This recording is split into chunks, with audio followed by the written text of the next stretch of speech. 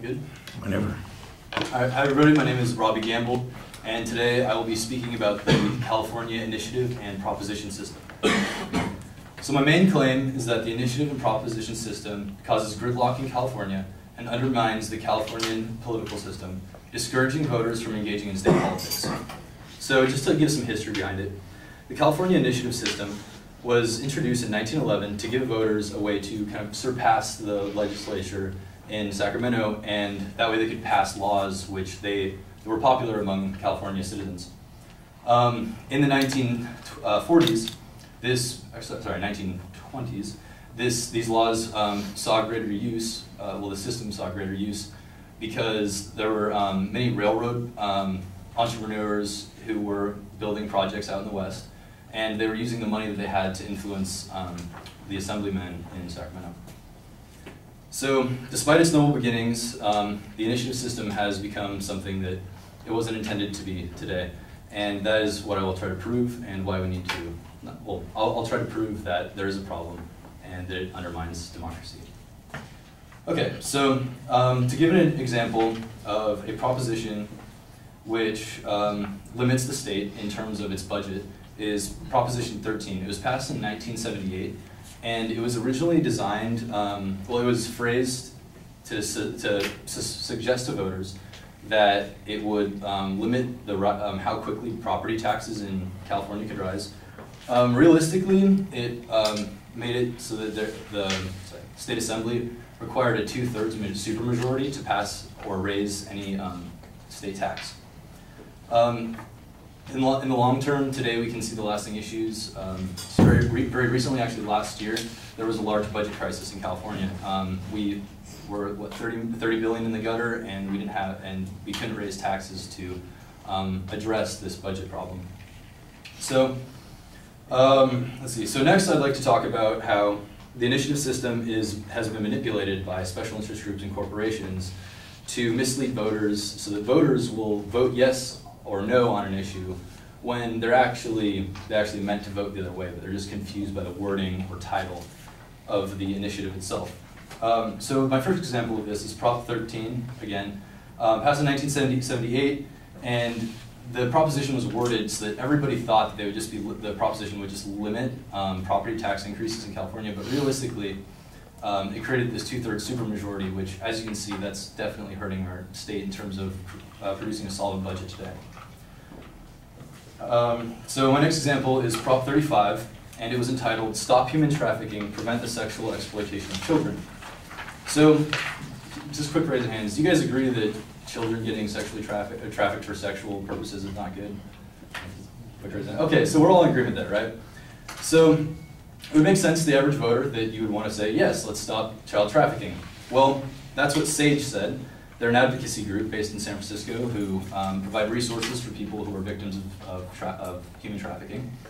And about 2 months after the proposition was announced, they actually rescinded their support of it due to the wording being murky and misleading and seemed to have the intent of misleading voters. The big difference between what they explicitly stated in the title, right? It sounds great, let's save children, like we don't want children getting sexually trafficked. Realistically, it also diverted a lot of the resources which would be used to fight other forms of human trafficking, not just child trafficking. It would divert those resources to just to fighting child trafficking. And so a lot of people had a lot of voters and a lot of groups had problems with this because they felt that we need to address all types of human trafficking. I mean, yes, child trafficking is especially bad, but everybody deserves that protection. All right, so my next example is of a corporation which, using its fiscal resources, was able to directly influence our laws, and how this, again, is defeating the purpose of the initiative system and actually creating laws that don't serve California well. The Mercury Insurance Company was the greatest sponsor of Proposition 17. Proposition 17 was designed to it would change the laws around, it would change the ramifications within which insurance companies would have to operate in. And it sounds like a good idea, save people money, yeah, that sounds great, but in the end, it actually would end up cutting coverage for a lot of Californians. And so, like, this is dangerous because if you don't read into the fine print of this, holy crap, 1 minute. All right, so if you don't read into the fine print of this bill, then you're not going to know that it will hurt people down the line and actually leave people exposed to misfortune. They won't have that kind of support that insurance should give you. And so, again, it's a company purposely misleading our voters. They actually contribute $10 million. I don't think they'd contribute $10 million from their own company just so their customers can save money. That doesn't make sense to me. Does it make sense to you guys? No. Okay. All right. So I'm going to skip a little bit because I'm really behind. Okay.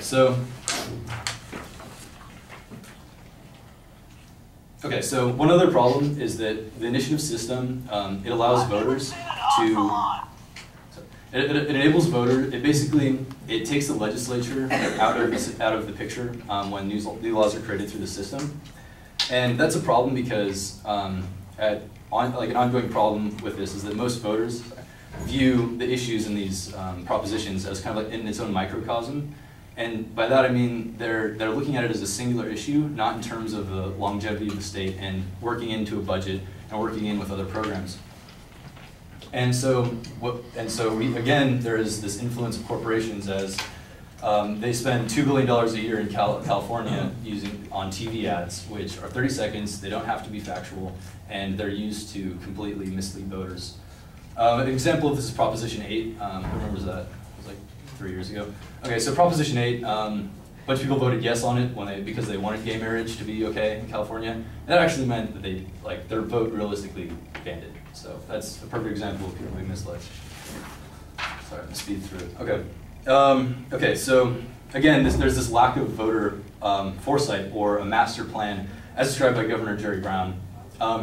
Also, in a poll collected by the LA Times, voters were completely against cutting spending in 12 of 14 categories. And they were also completely, or well, not completely, but for the most part, against increasing taxes to pay for the growing budget of the state.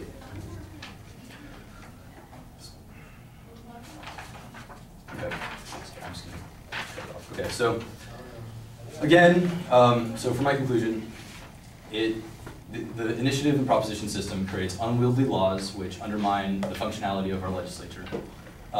It creates an opening for special interest groups, corporations, and individuals with pet projects to force their laws into creation, essentially, in our state. And it shifts the political power from what should be everybody, so it should be every citizen having equal access to this power. It only gives power to those who have fiscal resources. So if you have a lot of money, you can get the laws you want put in place. So in summary, proposition and initiative system is bad for California. It undermines our democracy. It limits our legislature, and it kind of corrupts the whole political system as a whole. Thank you.